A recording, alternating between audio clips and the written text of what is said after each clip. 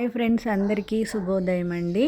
మా బాబు బర్త్డే అనమాట. అందుకని చెప్పే బర్త్డే స్పెషల్గా నేనైతే గులాబ్ జామున్ అయితే చేస్తున్నా అండి. తనకి చాలా ఇష్టం, కానీ క్లైమేట్ చేంజ్ అయింది కదా, స్వీట్ ఎక్కువ తినకూడదని చెప్పి నేనైతే ఒక చిన్న ప్యాకెట్ అయితే చేశానండి. అంతే అండి, గులాబ్ జాములు ఎక్కువ చేయను. ఇప్పుడు మళ్ళీ దీపావళికి ఇయర్లీ 2 టైమ్స్ అయితే చేస్తాను.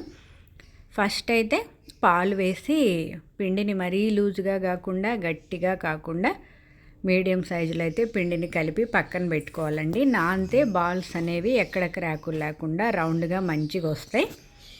ఆ తర్వాత అయితే ఈ కొలత ఏమి ఉండదండి, సరిపడినంత వాటర్ అయితే తీసుకొని దాంట్లో అయితే చక్కెర వేసి, పాకం ఏం అవసరం లేదు, కొంచెం సేపు మరగనిస్తే చాలు. అలాగే ఓ 2 యాలకులు కూడా దంచి వేసుకోవాలండి, అప్పుడు ఆ ఫ్లేవర్ అనేది బాగుంటుంది. ఆ తర్వాత అయితే కొంచెం ఆయిల్ వేసి గులాబ్ జాములను అయితే ఇలా ఫ్రై చేసుకోవాలి, నూనెలో డీప్ ఫ్రై చేయాలి.